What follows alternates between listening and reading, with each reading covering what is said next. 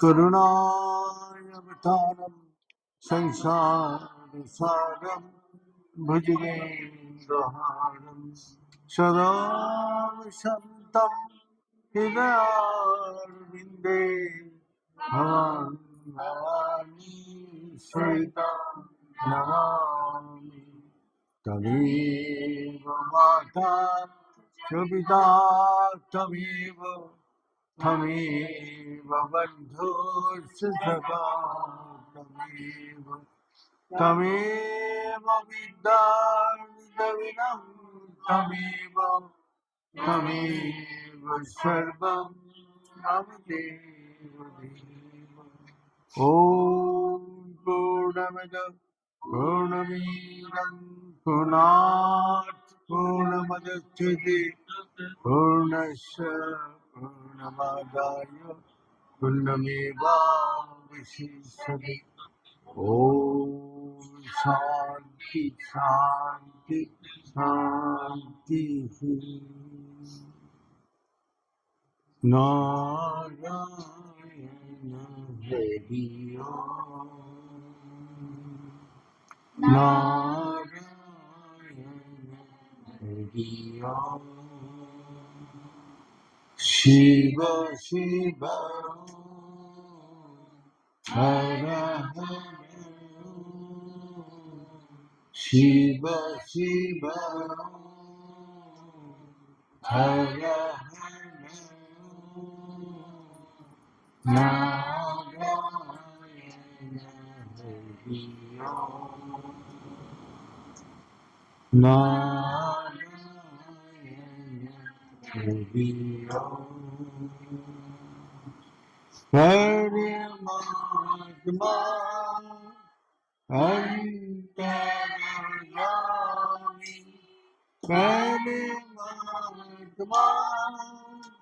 अंतर्यामी परमात्मा अंतर्यामी परमात्मा अंतर्यामी नारायण हरि ओम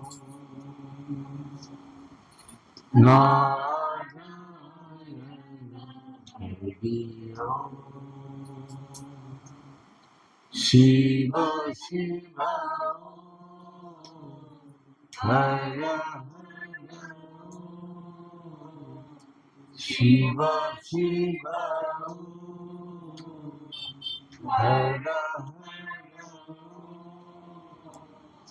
नारायण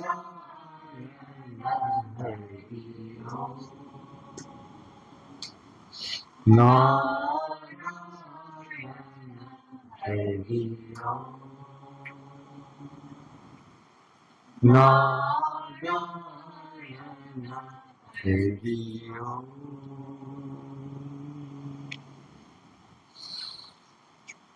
परमात्मा का महिमा परमपार है।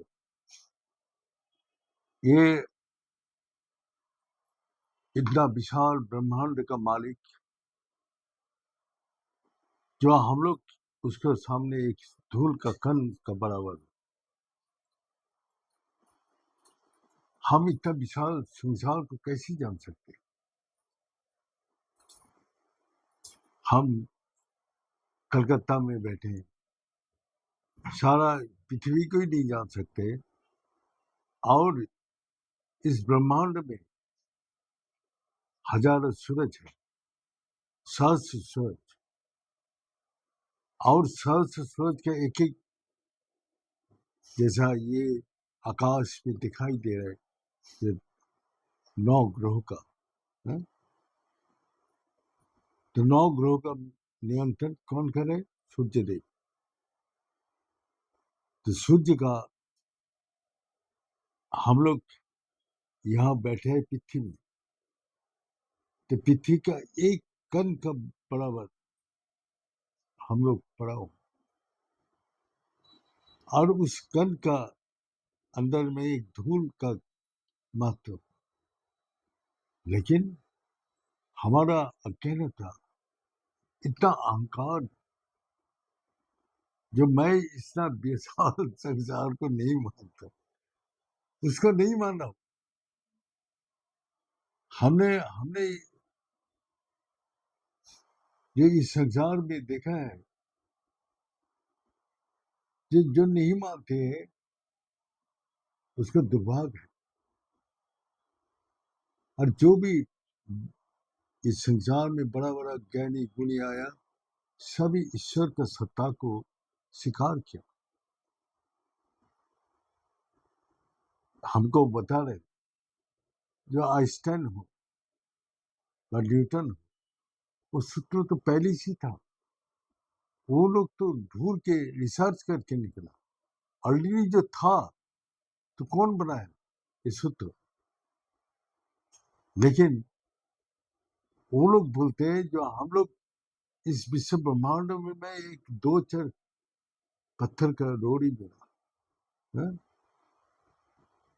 लेकिन हम लोग का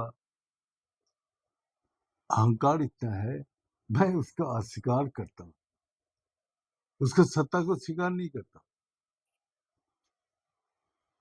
जो करते हैं, मैंने बहुत दिन पहले एक लड़का से मिला, वो नया नया डॉक्टरी पढ़ रहे थे। तो उसके पिता माता भक्तिवान था, तो उसका लड़का नहीं मान रहे थे। तो हमको बोला, गुरु जी आप थोड़ा बताइए हमारा लड़का को, थोड़ा उसको। तो हमने बोला, आप भगवान नहीं मानते? बोले नहीं मानते। तो उसके पीछे क्या लॉजिक है कि नहीं मानते?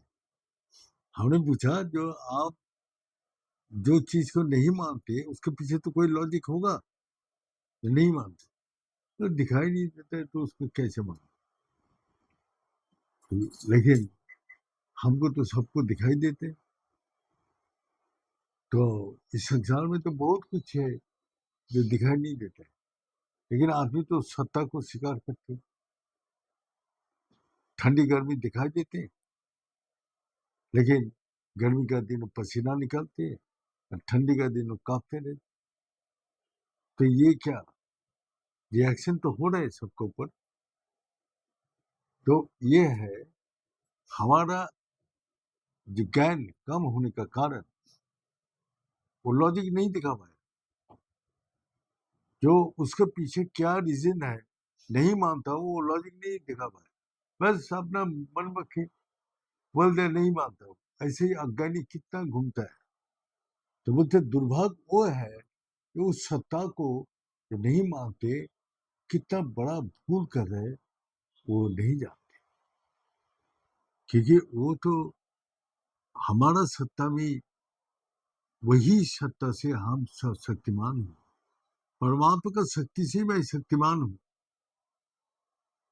तो बोलते जैसा आंख देखने का शक्ति है, लेकिन जब लाइट नहीं रहेगा तो देखने का शक्ति पे कोई काम नहीं कर सकता। आंख अंधकार में देख नहीं सकते है?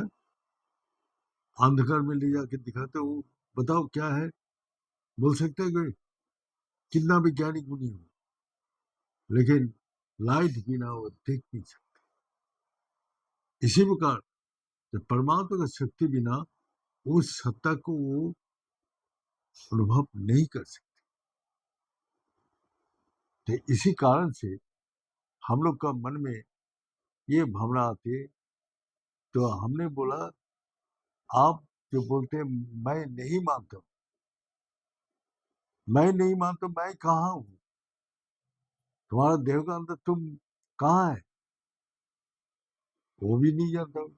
हमारा हर अंग प्रत्यंग को पूछो, जो ये मेरा हाथ है, मेरा हाथ है, मैं हाथ नहीं हूँ, मैं सिर नहीं हूँ, मैं आंख नहीं हूँ, मैं कान नहीं हूँ, मैं पैर नहीं हूँ। तो मैं कौन हूँ? तुम तो पहले अपने को जानो। जब तुम अपने को जानोगे, तभी तुम देखोगे जो मैं कितना अज्ञान में डूबा। और लेकिन अज्ञान से अहंकार पैदा होता है और अहंकार से वो सत्ता को अस्वीकार करते हैं। तो ऐसे है जो हजारों भक्त का अंदर यही अनुभूति कराने के लिए जो महापुरुष आते हैं वो बताते हैं, उसको सारी अंदर जो है उसको जाने के लिए बार बार प्रेरणा देते हैं। तो तुम्हारा बाहरी दुनिया में कुछ भी नहीं है, तुम्हारा लाइट कहाँ है? अंदर है।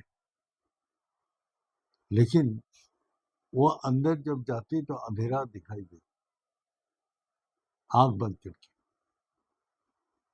तो इसीलिए वो अपने अंदर वो सत्ता को, ना अपना सत्ता को देख सकता है, ना वो परमात्मा का अनुभव कर सकता। तो यही हम लोग का वो सत्ता को अनुभव जब तक नहीं कर पाएगा तब तक उसको अज्ञानता हटेगा। वो इसी देहो मन बुद्धि को अपना सोच के बैठ गया और यही लेके वो चलते हैं। वो कितना बड़ा भूल कर रहे हैं उसको पता ही नहीं है। लेकिन सत महापुरुष जो भी आया वो बोलते हैं, लेकिन नहीं समझते। तो इसी प्रकार सब महापुरुष आके जो ज्ञान देते हैं, तो ज्ञान देने का उद्देश्य क्या है? जैसा महर्षि रमन जी बोल रहे हैं, जो देखो मैं ये जगत जो देख रहे हैं, जैसा हम फिल्म देखते हैं एक पर्दा में, तो पर्दा का पहले कुछ नहीं था। जब उसको दिखाई दिया पर्दा में जो पिक्चर दिखाई दे रहे, देख रहे लड़ाई चल रही, लड़ाई में बम ब्लास्ट हो रही, सारी घर मकान तोड़ दिया, पानी आके उसको बह के ले जा रहे, तूफान आ रहे उसको उड़ा के ले जा रहे, आग लग गया, आग से जल के सब राख हो गए। जब फिल्म समाप्त हो गया तब देखो उसका अंदर क्या है? उसका अंदर कुछ है? पर्दा तो जैसे ही सफेद था बाद में भी सफेद ही है, हाँ? उसमें तो कोई आग से न जला है, ना उसको बम से फट गया, ना हवा से उड़ गया, ना पानी से बह गया। क्या हुआ? कुछ नहीं हुआ। इसी प्रकार तुम्हारा ये जो मन बुद्धि इंद्रिया में ये सब फिल्म चल रहे, नाटक, लेकिन तुम्हारा आत्मा में कुछ भी नहीं है, वो निर्लिप्त है, वो किसी वस्तु में लिप्तमान नहीं है। और तुम किसी से उसी से दुख हो रहे, कष्ट हो रहे, अशांति हो रहे, उसको तुम कष्ट मिल रहे, तुम्हारा अंदर वो कष्ट दूर करने के लिए सुबह से शाम तक लगा हुआ है, हा? कितना हम लोग मेहनत करते हैं अपना कष्ट को हटाना, दुख को हटाना, अशांति को हटाना, आनंद सुख को प्राप्त करना, हा? तो वही कितना हम सुबह से शाम तक मेहनत करते हैं, लेकिन हटा पाती? हटा नहीं पाते। जैसा अंधकार को कैसे हटाओगे? लाठी से, ना हथकड़ी से, ना धक्का मार के कैसे हटाओगे? अंधकार अंधकार है घर में तो कैसे हटाओगे? हटाने के लिए एक ही उपाय है, लाइट ले आओ तो हट जाएगा अंधकार। इसी प्रकार तुम्हारा आत्मा में जब पहुंच जाते हैं तो वो देखते हैं मैं जरा वैदी खुदा तृष्णा जन्म मृत्यु जरा वैदी से मुक्त हूँ। आत्मा वही सत है, वही चेतना है, वही आनंद स्वरूप है। उसमें अपार आनंद है, अपार शांति, अपार सुख है। तो हमने कांटेक्ट कर लिया ये झूठ का सब, झूठ के साथ कॉन्टेक्ट करने के कारण हमको ये तकलीफ, दुख, कष्ट सब भोग रहे। ये आत्मा के साथ जब कॉन्टेक्ट कर लेते तो उसमें न जरा व्याधि मृत्यु खुदा तृष्णा कुछ भी नहीं है, उसमें आनंद ही है। इसलिए भगवान हमारा ये देह का अंदर 5 कोष दे दिया है। ये 5 कोष का अंदर क्या क्या है? ये है अन्नमय कोष, मनमय कोष, प्राणमय कोष, विज्ञानमय कोष, आनंदमय कोष। तो ये क्या बोल रहे? ये 5 कोष का अंदर पहले बोल रहे तुम्हारा आहार शुद्धि चाहिए। तुम्हारा मन बुद्धि इतना खाने के पीछे पड़ा हुआ है, हाँ? सुबह से क्या बनेगा, सुबह क्या बनेगा, शाम को क्या बनेगा, दोपहर में क्या बनेगा, अरे खाते खाते बोर हो गया, ये बनाओ वो बनाओ फलाना बनाओ। तो सुबह से शाम तक खाने के पीछे हम लोग पड़ा रहे थे। तो अन्नमय शुद्ध कैसे होगा? भगवान को जो अर्पण करके जो ग्रहण करके जो सामने आ गया तो भगवान का प्रसाद ही है। जो भी बना उसको भगवान को अर्पण करो और करके उसको ग्रहण करो, वो सात्विक भजन हो। हाँ? तो हम लोग का भोजन के पीछे, हाँ, वो, वो नया बबू आया, वो मंत्र लिया और उसको ससुर मसाई भी पुराना गुरु का शिष्य है। तो गुरु जी एक चेला को भेजा जो उसको बाबूजी को बुला के ले। तो बाबूजी ध्यान में बैठे थे। बहू का अनुभव हो रहा है जब बाबूजी मार्केट में अपना मछली ढूंढ रहे, बढ़िया बढ़िया मछली देख रहे, आज खाने का इच्छा है, ध्यान में बैठ के वो सब कर रहे। ध्यान में बैठ के वही सब सोचे, आज ये मछली का ले आऊंगा, ये खाओ बनाऊंगा। तो वो उसका बहू बोला जो बाबूजी मछली खरीदने गया, हाँ?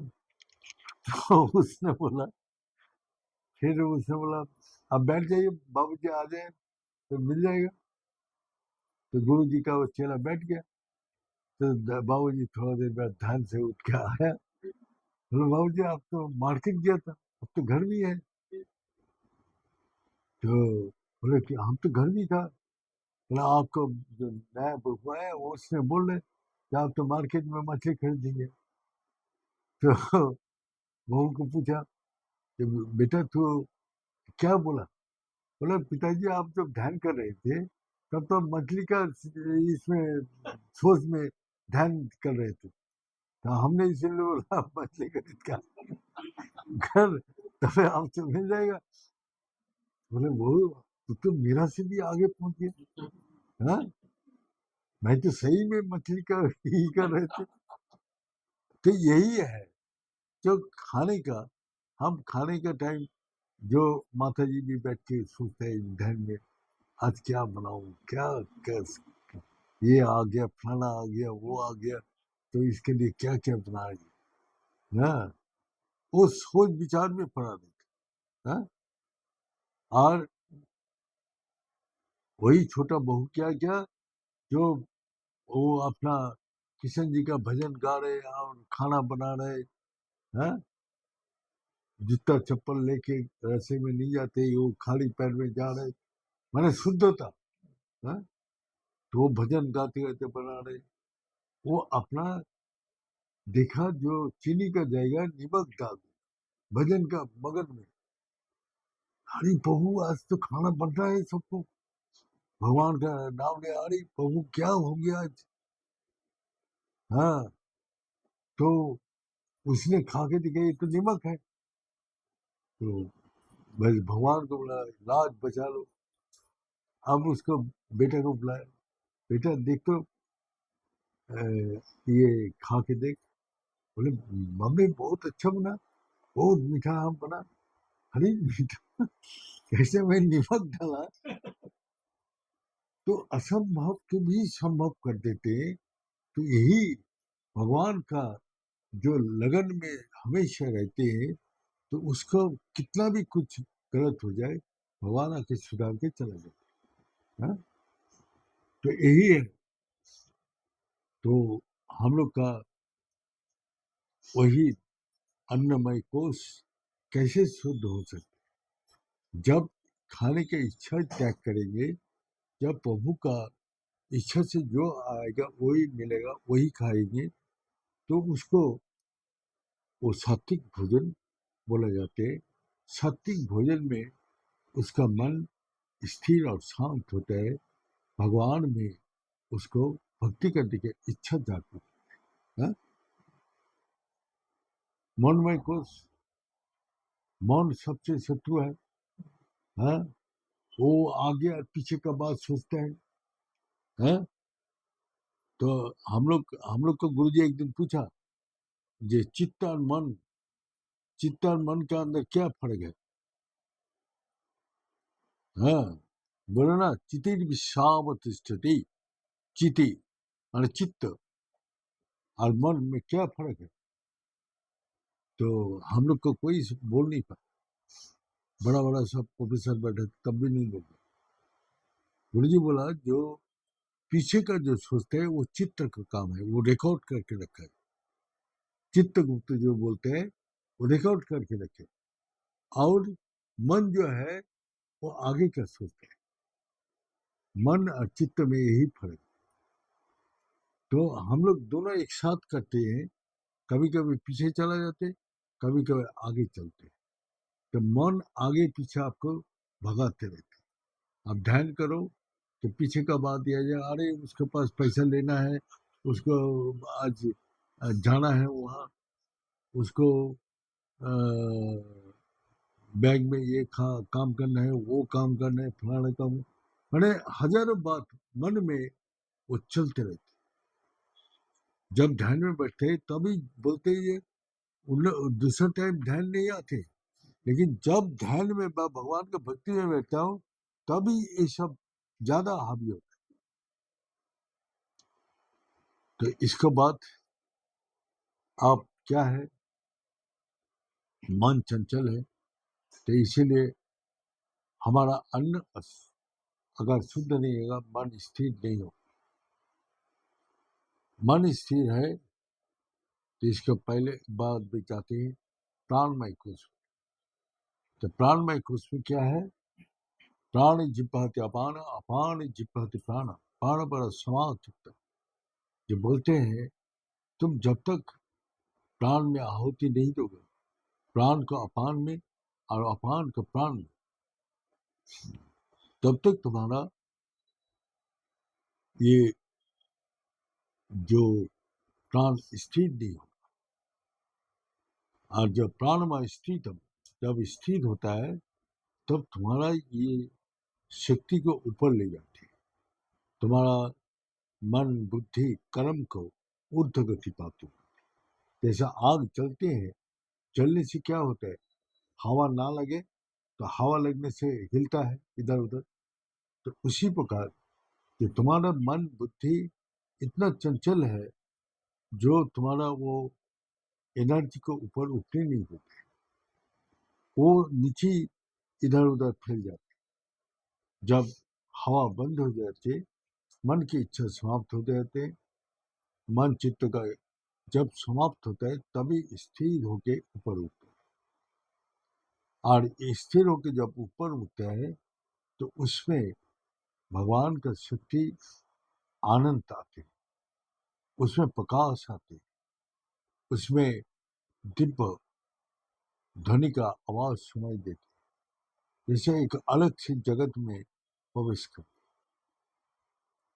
तो उसके बाद क्या होता है, प्राण जब स्थिर हो गया तभी ये सब अनुभूति होता है। भगवान का वही अनुभूति करने के लिए ये सब बोलते रहते। और उसके बाद फिर अपना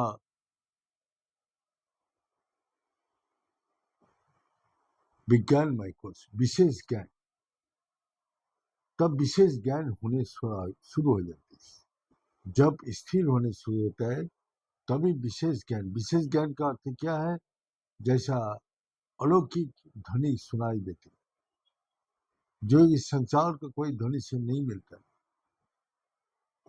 मंत्र अपना आप ही होने लगता है, उसको करने की कोई जरूरत नहीं। सुगंध अपना आप ही आती है, प्रकाश अपना आप ही आती है, जितना जैसे जैसे उठेगा। तो उसी प्रकार माने विशेष ज्ञान का अनुभूति होता है। उसमें क्या है, जब ये विशेष ज्ञान का अनुभूति होता है तब धीरे धीरे उसका मन जितना स्थिर और शांत हो जाता है, मन बुद्धि देह, तब आनंदमय कोष में प्रवेश करता है। जो आनंद हमको इस संसार का सब कुछ भुला देता है, जो आनंद निरंतर रहेगा, कभी भी वो आनंद खत्म नहीं हो। संसार का आनंद क्या है, आज है तो कल खत्म हो गया। वो खाने के साथ आनंद ले था, वो कपड़ा पहनने के साथ आनंद था, वो घूमने का समय आनंद था, लेकिन वो जब वापस आ गया तो फिर वही आनंद के पीछे बार बार छूटते हैं। लेकिन परमात्मा का आनंद एक बार आने के बाद वो कभी भी अपने अंदर से नहीं है, और निरंतर हमारा साथ रहते हैं, निरंतर। तो इसीलिए मनुष्य के देह में भगवान ने 5 कोष रख दिया, जिस 5 कोष से वो अन्नमय कोष को अपना सुधार करे, और उसके बाद मनमय कोष को अपना चंचलपन है उसके स्थिर करे। जब वो कुछ भी काम करे तो उसी में फोकस करे, दूसरा चीज में जाने ना दे, तो वही मन स्थिर होने लगता है। फिर प्राणमय कोष जब स्थिर होता है तो अलौकिक सब आनंद को प्राप्ति करती है। आनंद वो ज्ञान होता है, तो वही विज्ञान है, विशेष ज्ञान। और विशेष ज्ञान से जो आनंद की प्राप्ति करते हैं वो कभी और खोते नहीं। तो इसीलिए हर मनुष्य का अंदर ही ये 5 कोष है। वो अगर अन्न का शुद्धिकरण कर सकते हैं, तो मन का स्थिर कर सकते हैं, प्राण स्थिर कर सकते हैं, तो विशेष ज्ञान विशेष शक्ति को प्राप्ति करते हैं, और उसमें अपार आनंद मिलता है, जो इस संसारिक कोई वस्तु से नहीं, अपना अंदर से अपार आनंद, शांति और सुख को प्राप्ति करते हैं। ये बोल के आज यहाँ समाप्त करता हूँ। ओम पूर्णमद पूर्णमिदं पूर्णात् पूर्णमुदच्यते पूर्णस्य पूर्णमादाय पूर्णमेवावशिष्यते। ओम शांति शांति शांति। भले सच्चे दरबार की, भले सदगुरु भगवान की, भले शंकर भगवान की, भले माता जगदम्बे की, भले भक्त बिंदु की, भले संत बिंदु की, भले सनातन धर्म की, भले धर्म की, अधर्म का, प्राणियों में विश्व का। हर हर महादेव। ओम पूर्णाय पुण्यरूपाय पूर्णानंद प्रदायिने संसार सागर तरताय समवायि नमो नमः।